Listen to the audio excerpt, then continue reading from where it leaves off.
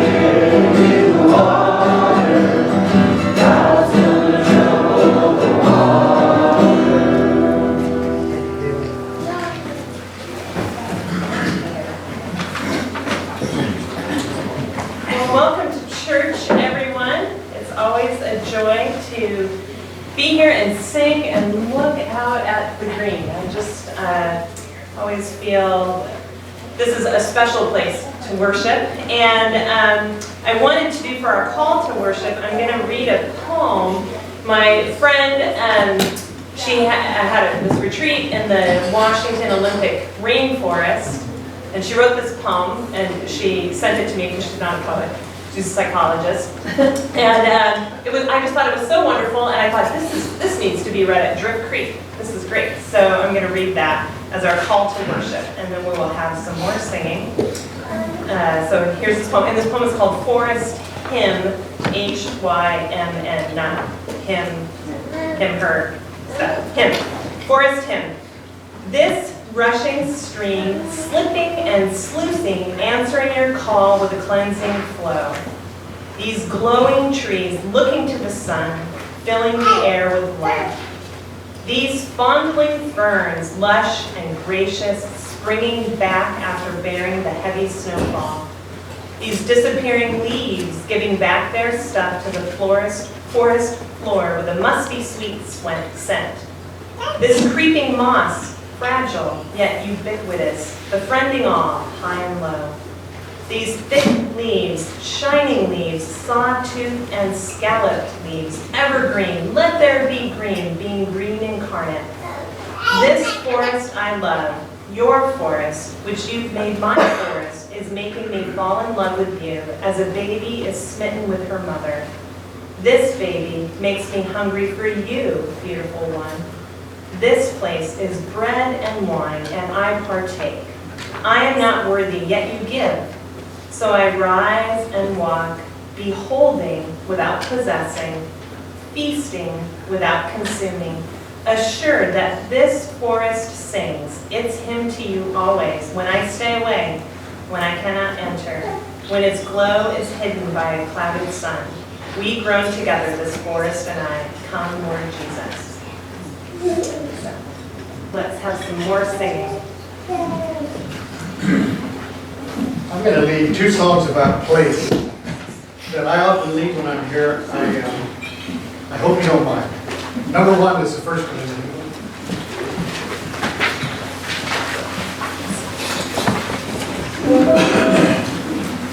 Should we stand? Please stand up. This is a very old tune, if you notice at the bottom. The text is much more recent, but kind of harkens to, reminds us that when we worship God, it's not so much about, it is sometimes about places, sometimes it's unique places bring us to focus on God, such as this one. What is this place where we are meeting? Only a house, the earth is floor, walls and a roof, sheltering people, windows provide an open door.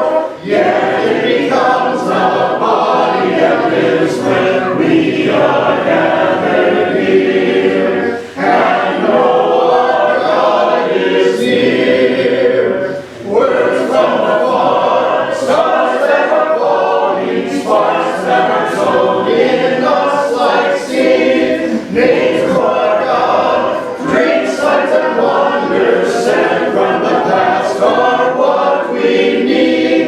We in this place remember and speak again what we have heard. God's free redeeming word. And we accept bread at His table, broken and shared, a living sign. Here in this world, dying and living, we are each other's bread and wine. This is the place where we can receive what we need to increase.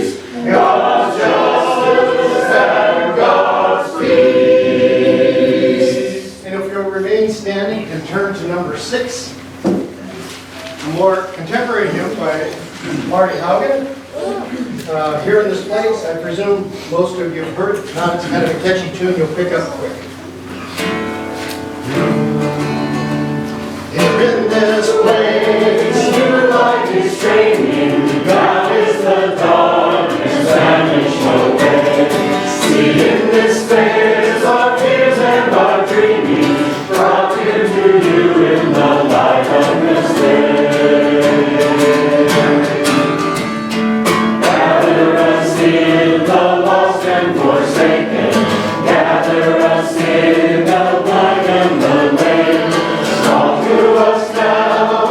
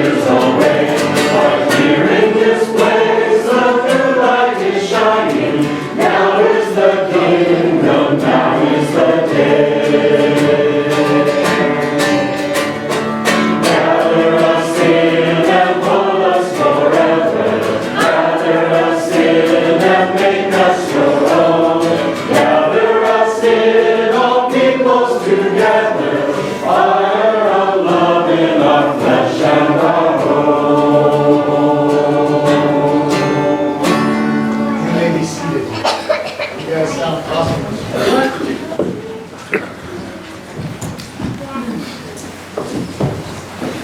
All right, in just a second, we're going to have Paul come up and read some scripture for us in just a second.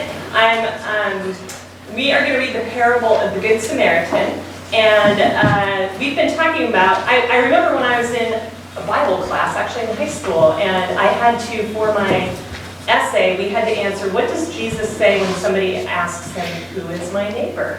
And so that was the first time I really had learned, like, what is the answer to that question? It's the parable of the Good Samaritan, right? So now you know that when you get tested.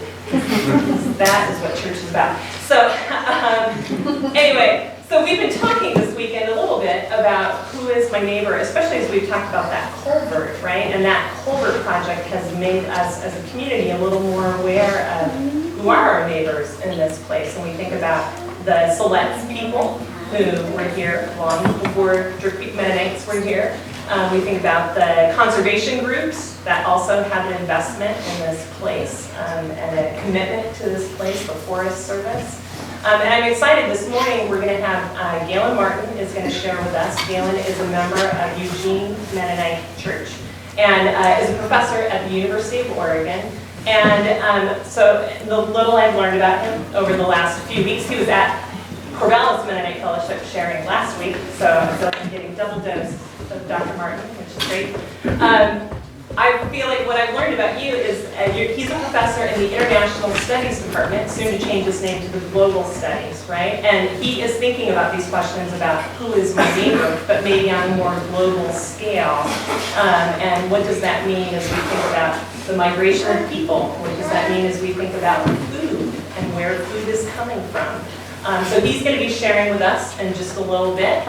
And Paul, my trusty Paul, who just agreed to do this about 2 minutes ago. So I'm very thankful. He is going to come up and read our scripture from Luke chapter 10, 25 through 37.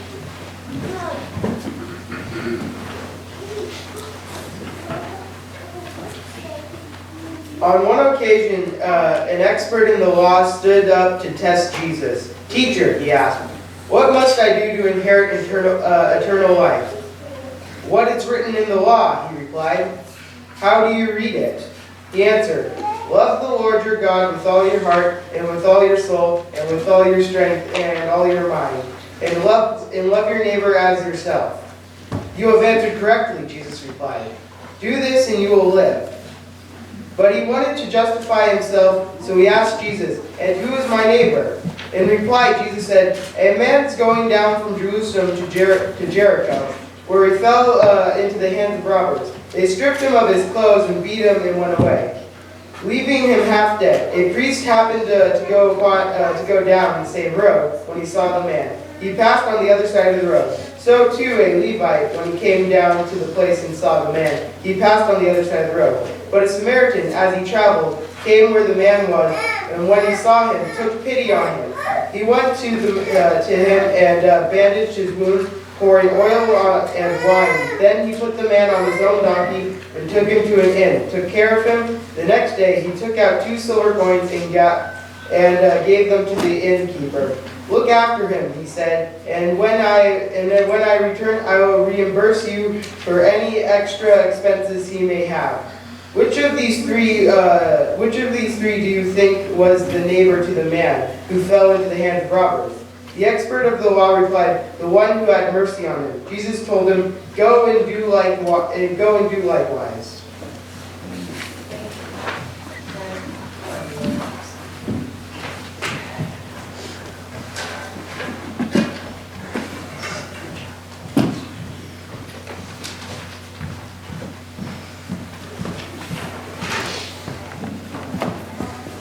This is a welcome change for me. I enjoy my teaching, but I usually typically would have 250 people, some of whom I know well, and most of whom I will never learn their name. So not only here as a smaller audience, but a gathering of people of faith, which allows me to speak more openly about some of my motivation for why I speak. I do intend my students to become more ethical citizens of the world, but in this community of faith, I can speak more directly to what it means to be people of faith. So this isn't just about ethics. This is about how the challenge we face to live ethically and faithfully in a highly globalized world, in a world that's changing quickly and we don't always keep up with it, with our own responses. How do we live kingdom values in a world? And by kingdom values, I mean values of people who recognize that God is Lord and Jesus is Lord, not all of the other messages that we hear from the world around us. Now, I grew up in a fairly conservative Mennonite congregation, a rural group of people from German ancestry, and coming out of a period of several hundred years of isolation. And one of the terms that used to be used, confused me a little bit as a child, was that sometimes the reason we were given why we couldn't do a particular thing or wear a particular item of clothing was because it was worldly. And I couldn't find that word in the Bible, but I understood what the concept was. And now I'm revisiting as a much older person now. I like this idea, and I'm going to use it today. Because when I think about environmental problems in the globalized world, there is a worldly way of thinking about these issues. And much of those are self-centered. In other words, how does it affect me? It doesn't, it's a protectionist way of, because I don't want to think about all the problems in the world, right? So I think that's one example of the worldly. And I think as Christians we're called to not be worldly in this sense, but to ask the bigger question about who is my neighbor in a complex, globalized world. So that worldly notion, I think, was a little bit too, actually, interestingly, too self-centered, too inward-looking. What it would mean if we think about worldliness on a more global scale. The Good Samaritan story, as thank you for pointing out, was in response to a question. And the question was, who is my neighbor? So why was that the wrong question? Notice Jesus didn't answer. And often Jesus didn't answer people directly. So why didn't Jesus simply define who the neighbor was? Because the point is, that's not the right question. The reason that question was asked was because the person asking it, I think, had a legalistic notion of religion and rules. And he came out of religious institutions. And if you recall, Jesus' harshest words are always towards religious institutions of his time. And sometimes it's harsh if we really think about that. We are, in some ways, the religious institutions. We have our own institutions, and we protect ourselves sometimes as well. But it's the wrong question because it is a question that is trying to limit God's love. It's trying to limit our ethics. The implication is the person who asks it wants to know who my neighbor is so that who is not my neighbor, and therefore I don't have to worry about them. Right? So it's a question of convenience. And Jesus' answer is saying that's the wrong question. The answer then isn't worrying about who's my neighbor, but how can I be neighborly? Right? How can I be a good neighbor, regardless of who this is? So it doesn't matter who falls into that category of neighbor. In a sense, everyone is our neighbor. And we live this every day in our lives now in a highly globalized world. So it's the wrong question. And also, I think another thing we sometimes don't see in this story is who are the bad guys in the story, right? The hypocrites are people, again, out of established institutions, in one case the Levites, out of established religious institutions, who are so concerned about their own purity and their agenda and things that they need to do that they forget to be a neighbor. And it gets even more difficult. Because if we look at this now, how we are situated as affluent people in the world today, and I'm going to say, I know there's a wide variety of affluence within even this group, but we live in a society. We live in the largest economy in the world. We are the highest consumers. We consume way more than anybody else relative to our numbers, than any other place in the world in history. So sometimes I wonder if we dare go to the idea, as we look at that story, who do we identify with? Well, yeah, we want to identify with the Good Samaritan. Like, we're going to be those people, and we're really good at that. Mennonites are really good at that. helping the individual, helping our literal neighbors, right? And going around the world and responding to people in need. And there's nothing wrong with that. But at the same time, sometimes I think, if we were to be honest, we are the robbers in this story. We are the robbers in that we take way more than what is ours. And we don't come to grips with that. And it just recently occurred to me, maybe that's another way to look at the story, is not asking, who's my neighbor? Who are the robbers in the world today? So I'm not here to lay a guilt complex on it, right? But the point here is, what is it to be neighborly? What does it mean to be neighborly in this world that we're situated in? No exceptions, right? That's the point of the story. So what does that mean? We are affluent people in a highly materialistic, consumptive economy. We are constantly bombarded with messages that tell us that the way to be happy is to have more, to buy more. And all of this has implications for the rest of the world that we don't want to think about. So two major concepts that I teach in my environmental study courses. And I also teach a class called Consumerism in the Environment. And the whole thing is framed around the notion of life cycle analysis.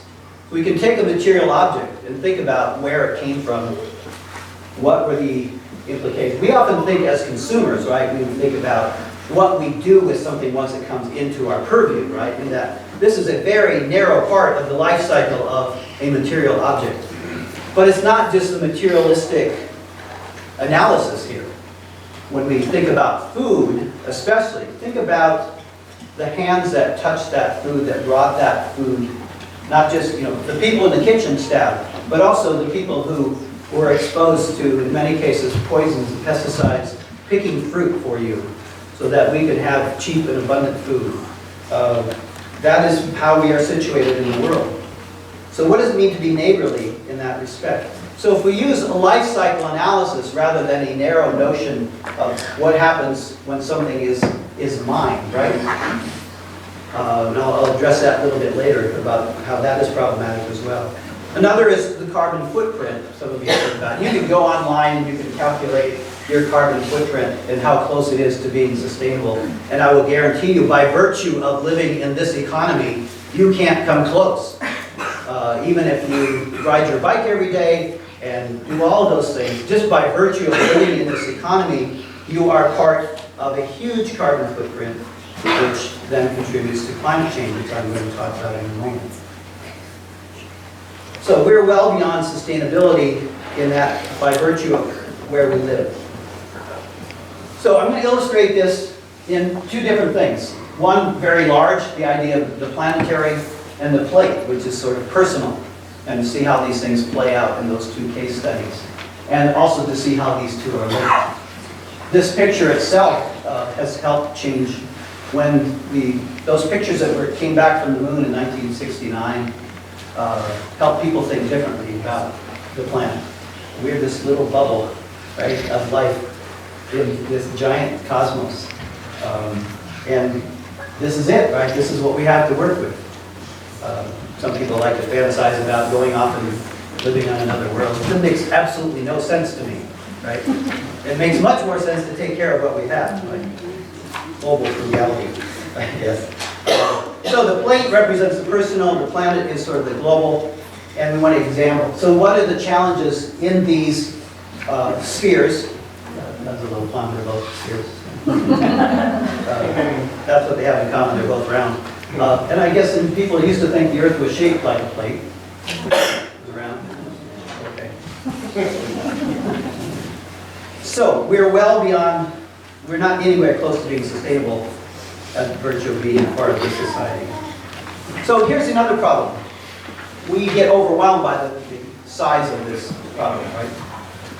We talk about, in psychology, the power of one. And we all understand the power of one. Illustrated by Mother Teresa's quote, like, if I see the one suffering, I will do anything I can to help them. When I see the many, they fade. And that was an exact quote. What we say is, when we see the human face, like every charitable institution knows this, right? When they appeal to money for you, do they give you a bunch of numbers and a big crowd of faces? Like there might be helping 50,000 children, but they're going to give you the picture of one child, right? Everybody knows that. But the problem is the opposite of that. The power of one isn't especially Christian. It's part of being human, right? Most humans react that way. We will respond to the power of one. I think the challenge for Christians is to counteract the opposite of that, which is the blurring of the many. 50 million. What does it mean? Nothing, right? You need context. But even if I give you context, it doesn't mean you feel something in your heart. What is 50 million? 50 million is the estimate number of people who are currently environmental refugees as a result of climate change. What does that mean? Not a whole lot. Now, to give that meaning, I might give you the story of a farmer who, maybe in the Sahel, who because of increased drought or extreme weather events, flooding, or other things that might cause someone to suffer. We can understand that. Somehow our challenge, though, is to think about that suffering and multiply it by 50 million. It's pretty hard to do. That is a leap of faith to understand and to think about the world in those. And again, nothing wrong with the power of one. But like I said, there's nothing particularly Christian about the power of one. Every society in the world really responds in that way. So we don't have a monopoly on that. So 50 million is an abstraction. We don't know how to connect to that kind of language.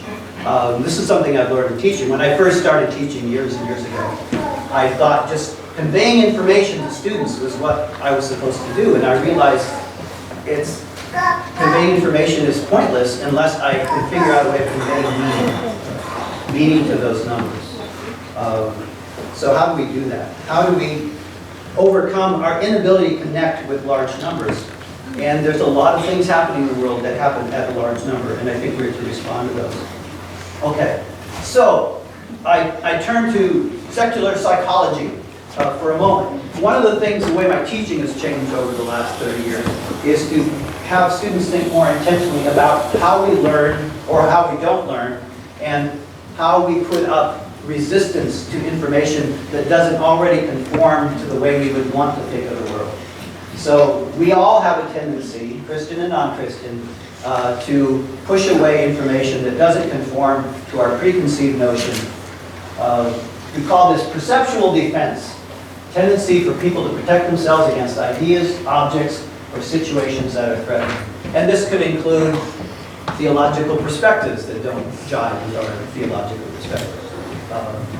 But it certainly includes response to big problems, right? Maybe we just, for any of these reasons, we don't want to deal with them. So I'm calling this, dipping back into my childhood, worldly thinking about problems, as opposed to what? Kingdom thinking about problems. One is we tend to be event-oriented in our thinking. And climate change is a long set of processes, so we don't really identify. Now, so we do see results, right? We can see increased hurricanes, and we can see storm events. Now, any one of those, of course, doesn't prove climate change, but many of them are reflective of climate change. We have if there's more energy in the atmosphere, it makes sense there'll be more extreme weather events, which increases then the human suffering which is associated with climate change. Now, we have trouble with that because it's not always a direct one-to-one. So we don't see that burning fossil fuels in our car causes a flood in the Bahamas. And it's not a direct, right? It's all part of the same process. But we tend to think of event-oriented. So we think about Hurricane Katrina, but we don't think about the bigger processes that may have exacerbated Hurricane Katrina or the increased number of storms. And also, this is related to headline thinking, right? We look at headlines as this is an event, and it's hard to put it all together, and we don't want to stick with particular things. We also know we don't like to stick with bad news because it makes us feel bad, so we'll move on to something else. So the press is very trendy in all of this. So this is related to the next concept, which is that of creeping normalcy. Things that happen slowly over time, which is why we need benchmarks, right?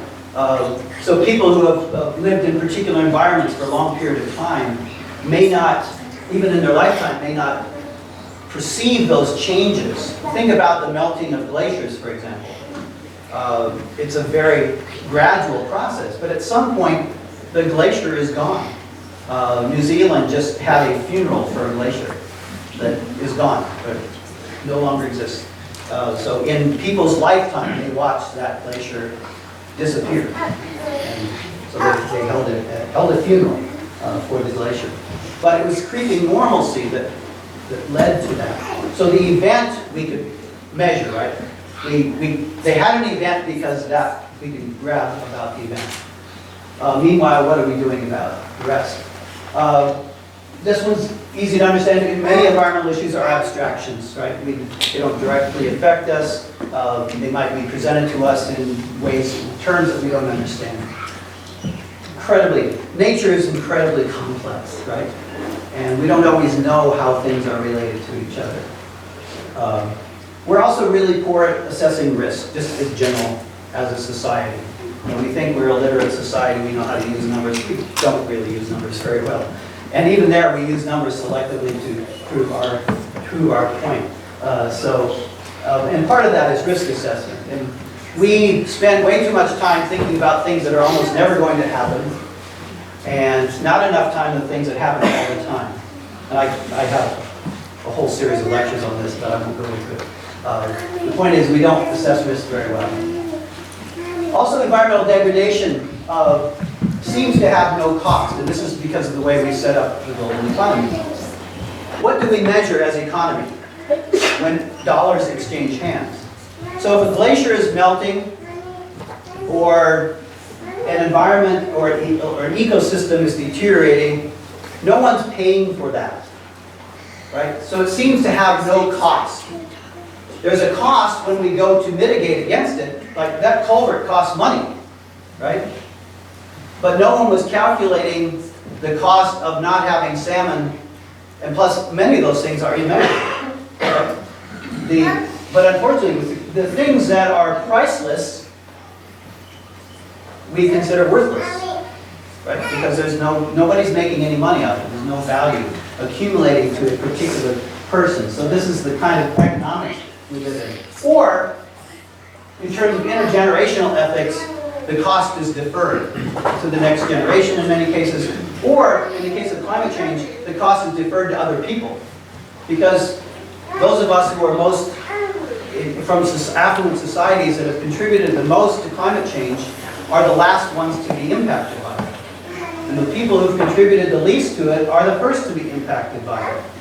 So that's a deferred cost as well. And it's deferred away from us, it's deferred in temporal measures, that is, to future generations. So what are these responses? Like the responses in inaction, I guess it sounds kind of contradictory. I guess inaction is a response. So what are those? Easy. First one's easy. Ignore or deny. If there is a problem. And that's pretty common.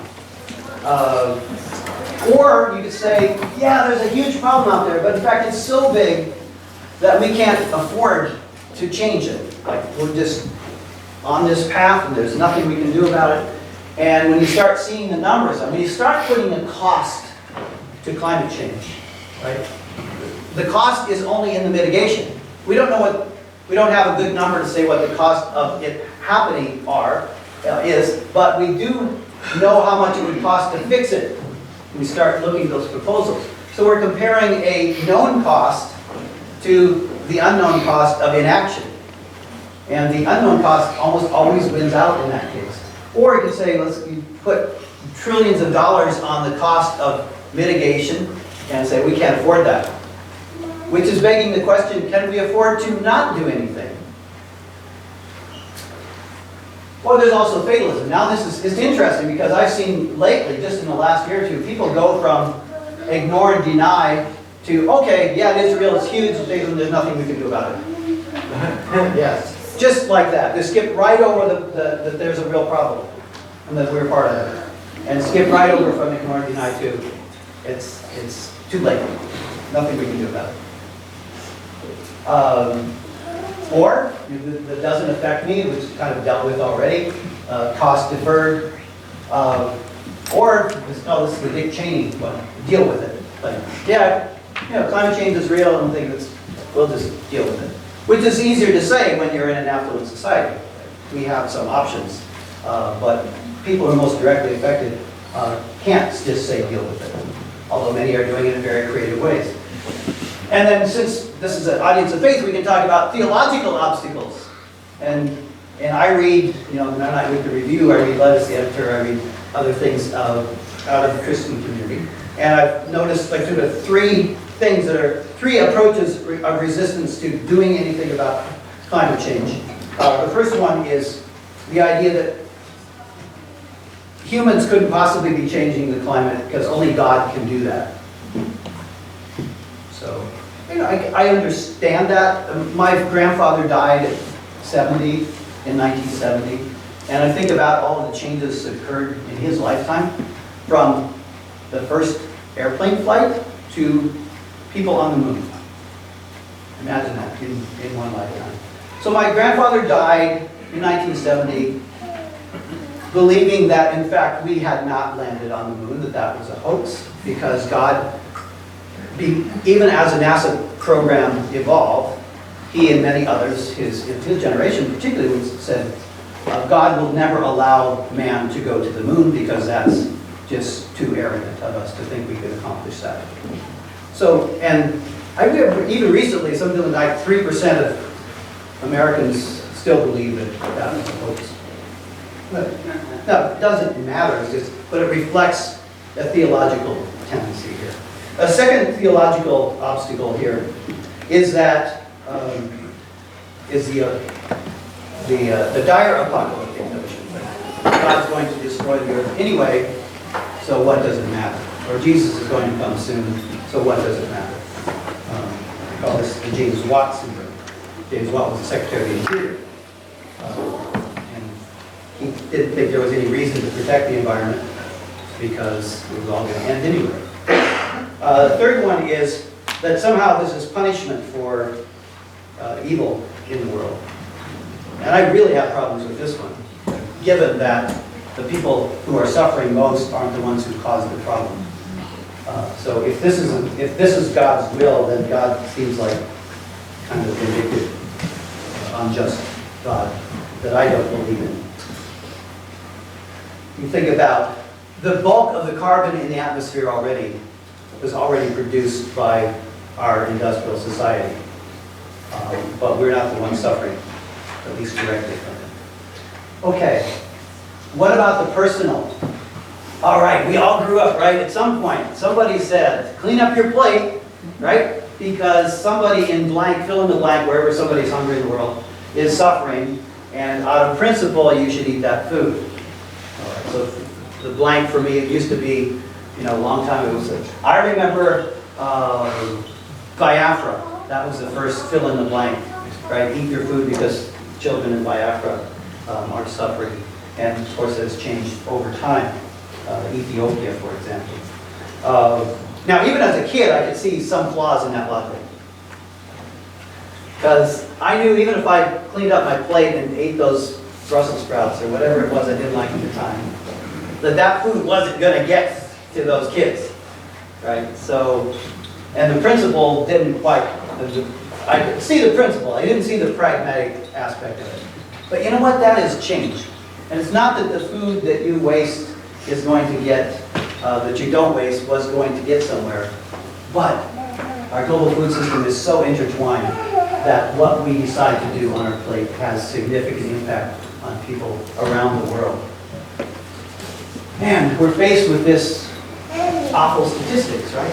A third of the global food is wasted, and 40% in the U.S. Now, some of that is inevitable, right? Think about you buy food and you peel it, and if you measure this by waste. But the bulk of this could be saved. So here's a hypothetical: 25 million people. This is in the U.S. And 25 million people could be fed if we reduce food waste by 15%. Now, that's not a big ask, right? While we can't expect 100% reduction in food waste, 15% seems really reasonable. But we have to think about why this is and what are the ethics behind it. So this is one of those things of this. I've given a lot of lectures now on food waste. It's the one that resonates with my students the most of anything because it connects the personal to the planet. And also because we observe it every day. If you eat in public places, you will observe food waste. And then we also think if you use life cycle analysis, you know that there's waste along every step of the way. In poorer countries, where is most of that waste? Is food that never gets to market. For lack of storage space, refrigeration, things.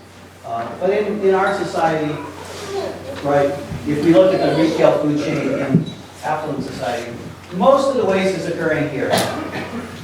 Restaurants, consumers, those of us who buy stuff and stick it in the back of our cupboards and it sits there for 3 years and we pull it out and it's past expiration date and maybe we'll donate it, and then some people think, well, since it's past expiration date we can't donate it, but that's not true, but we're too lazy to find out what the laws and rules are around that. So there are lots of different reasons why this might occur. There's different types of waste as well. I mean, in a sense, overproduction is a waste. If we overproduce food that we don't need, we're wasting all the resources that go into that. So, what about overconsuming? You know, cleaning up your plate isn't necessarily the most ethical thing. When we eat too much, when we eat more than our body needs, it's a form of waste. I don't want to go deeply into that, but one aspect. And then the most obvious one is, right, literally throwing away food that was edible at one point. You say, well, again, most people shouldn't do that, right? Everyone agrees. I can't find anybody who thinks food waste is a good thing, and yet look at the numbers. So the gap between our ethics as a society and what we do is huge. So here's a reverse food pyramid, the waste pyramid, and this makes sense. Like, the first thing we should do is reduce the amount of waste, right, by thinking more clearly about what we need. The second is, of course, if we're not eating food, we can give it to people who do need it. And we have giant food banks set up all around the United States to do this and around the world. And they do great. I know that Food for Lane County, for example, is one of the biggest ones in Oregon, and they estimate that they only waste 5% of the food that's given to them, which is remarkable because mostly what they're given is food waste. And the fact that they can recover, store, save, distribute almost all of that food is pretty remarkable. But the fact that there's so much, I mean, so their biggest contributor is the University of Oregon. So that's the good news and the bad news. The good news is great. The University of Oregon isn't wasting that food. But the bad news is, why do we have so much excess food on campus? And then the next one, institutions, right? Hospitals, too, have to deal with this. But if you ever look in a dumpster near a restaurant or a garage or a grocery store, you'll see a lot of edible stuff there. Some people live off of dumpster diving. Now, another option, of course, is to feed food to livestock. This is, like, I can be very self-righteous here, right? Because I have a farm, and so my chickens can eat the things I don't eat. Or it can go to the third level, which is disposal. Next level, which is compost. So compost is better than throwing it out, but when you think about composting food, that's really expensive compost. I mean, when you think about all the other things, your composting leaves would make a lot more sense. And then finally, disposal. So way down here at the bottom is disposal, and then what's the actual practice? That's the actual practice. Over 95% of food waste is landfill. And now in the Pacific Northwest and in university towns, that seems unreal, but this is the reality across the United States. And this is a doubly ridiculous thing to do. Not only is it wasting food, but when you compost organic material, what happens? It creates methane, which is a powerful greenhouse gas. So the last thing we should do, we should never throw organic material into the landfill of any kind. But that's what we do. I mean, say we as a society. When you throw things away, we'll go back to this picture. You're not just throwing away that physical food, right? What are you throwing away? You're throwing away all of the resources and effort and energy and embodied energy, and soil, minerals, nutrients that went into making that plant. That's what you're throwing away. You're throwing away the effort and the labor and all of those things. It's not just a matter of that physical. And you're throwing away fossil fuels, right? The main contributor to climate change. And say, you want to see that? This is a remarkable chart. Shows how world food prices and oil prices track. And what this reflection is, our food system is a fossil fuel system. Now, I don't know, if you study statistics, you can see here that this is a correlation of 93.6%. And I was taught in statistics, if something correlates that high, you're actually measuring the same thing. So in a sense we are, because our food system, so much of our food system, the industrialized food system, is a fossil fuel system.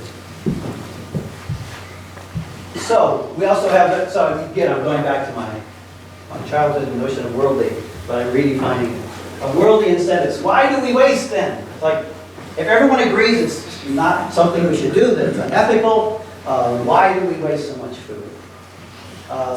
First one is, and at the institutional level, it's just generally more profitable to waste food than to save it.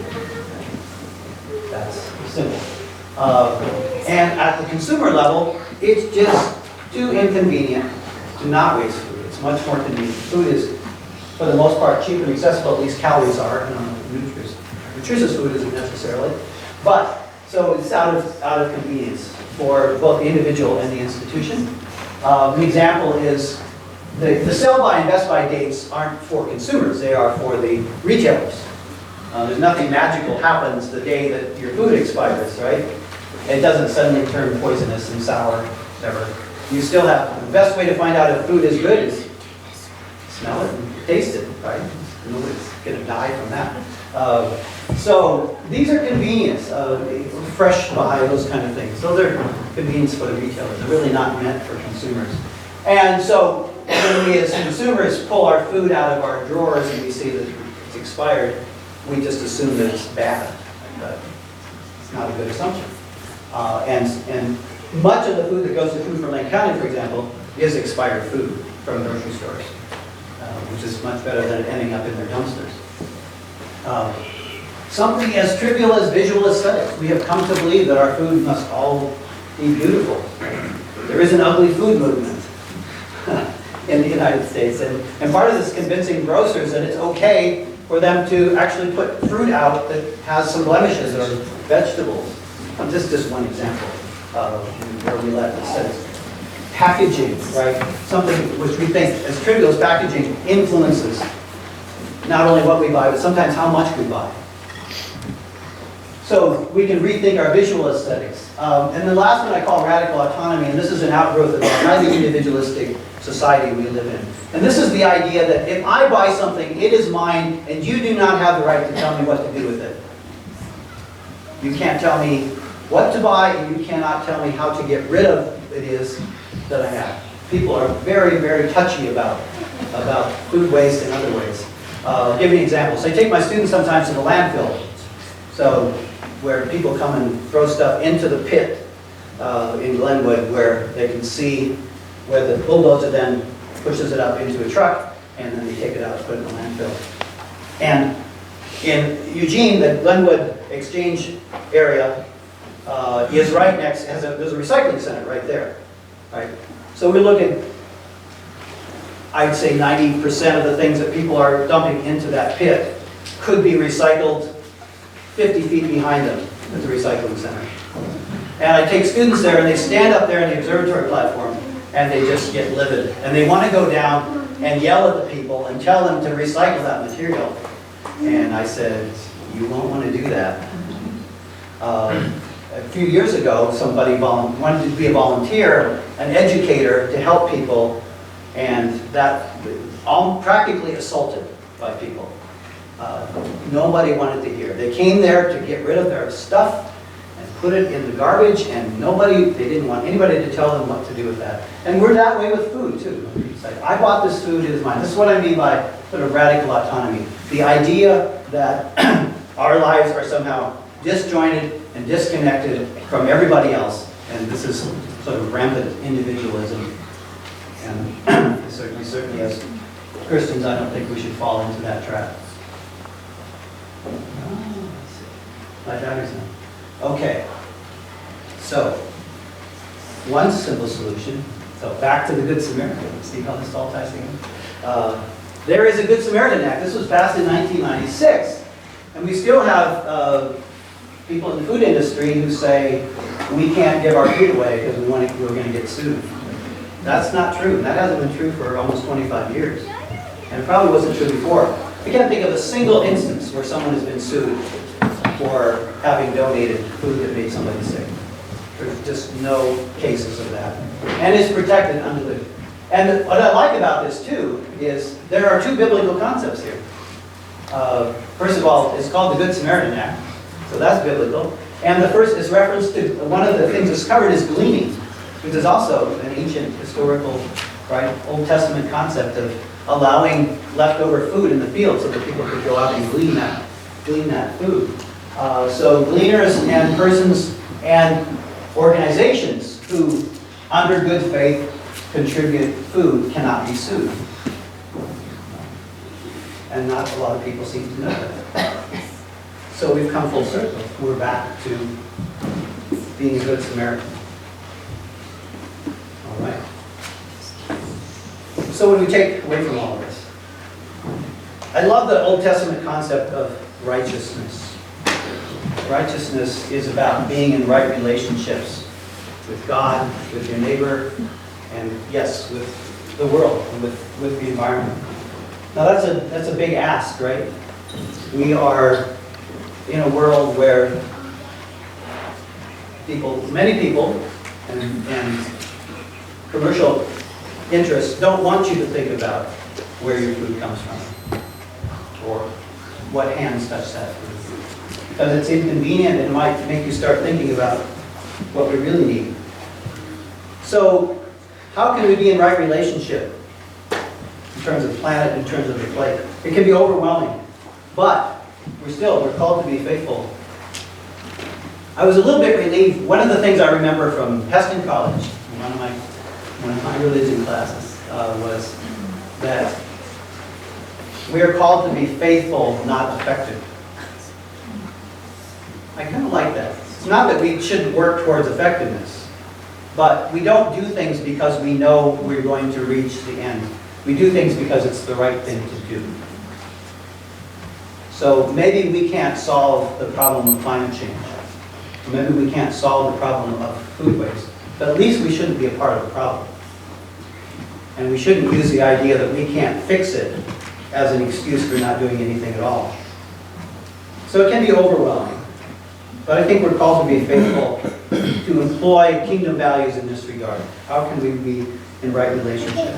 And I think this means acting differently, right? Not acting worldly. Not using worldly rationale for justifying our indifferences or our lack of action or the denial that there's a problem at all. And I think the culvert, the project, the salmon restoration is a great example of an act of faithfulness, right? There isn't a clear commercial interest involved. Those of you involved in that decision took a big risk, shutting down the camp for a year.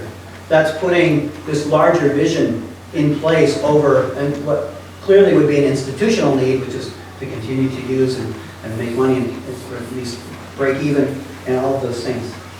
So we need more of those acts, right? That is a long thinking, there's no direct return, right, to the people who made those decisions. It is expensive, and it is bringing about change that can't easily be measured.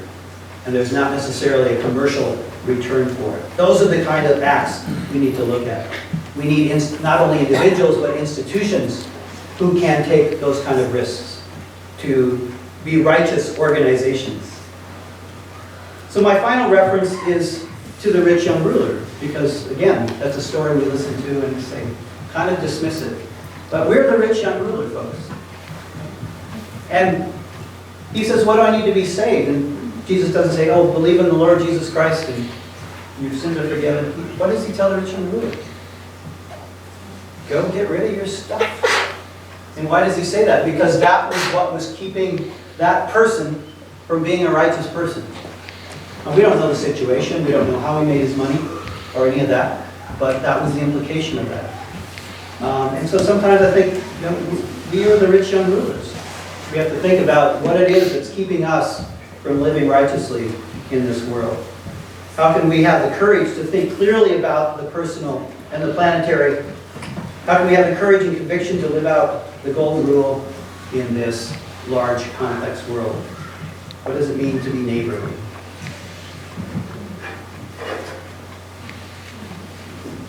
Thank you, Galen. Looking for Ed. Okay. Thank you for giving us things to think about. I know I'm going to have a long conversation with my daughter who is in the room. Good job. On the way home today. So thank you. I appreciate your time. I am looking at our time thinking our cooks will have some brunch for us. So let's have a song, a closing song, and we will consider that our prayer moving into brunch. Turn to number 89. I found a song to tie everything Galen said together.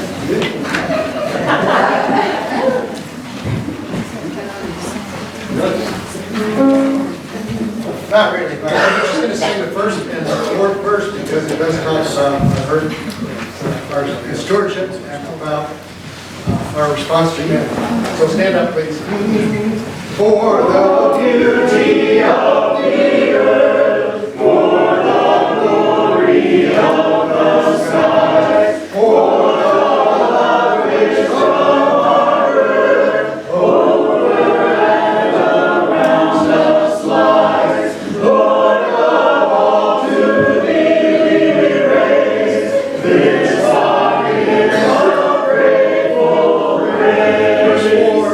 For the joy of human love, brother, sister, parent, child, friends on earth and friends above, for all gentle thoughts and mild, Lord of all, to Thee we raise this our gift of grateful praise. Song goes back. You can pick up.